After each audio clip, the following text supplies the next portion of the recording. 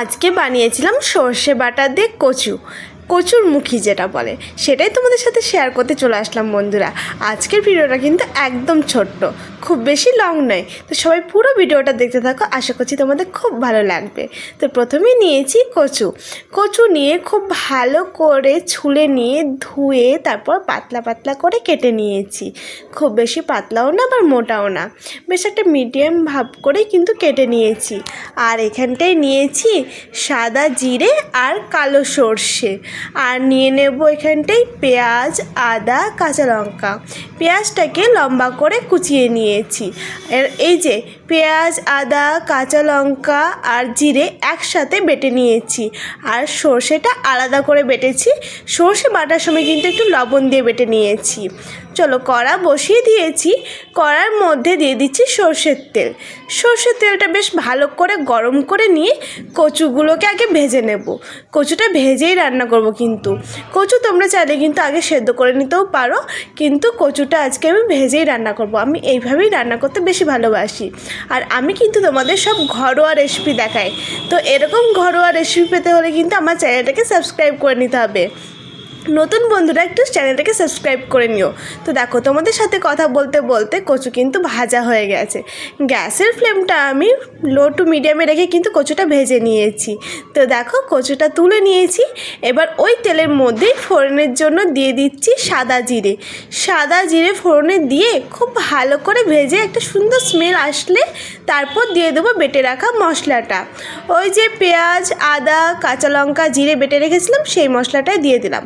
এবার মশলাটাকে আগে একটু ভাজা ভাজা করে নেব।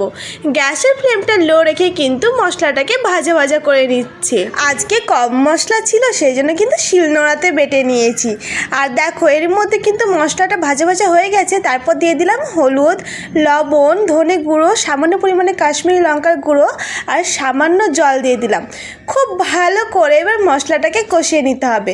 গ্যাসের ফ্লেমটাকে লো রেখে কিন্তু মশলাটাকে খুব ভালো করে কষিয়ে নিচ্ছি আমি, ঠিক যতক্ষণ না তেলটা ছেড়ে আসছে। তো প্রায় তেল ছেড়ে দেওয়া শুরু করে দিয়েছে, আর একটু নাড়াচাড়া দিলেই কিন্তু একদম কমপ্লিট হয়ে যাবে কষানো। তো দেখো, খুব ভালো করে তেল ছেড়ে দিয়েছে, মানে মশলা কষানো হয়ে গেছে।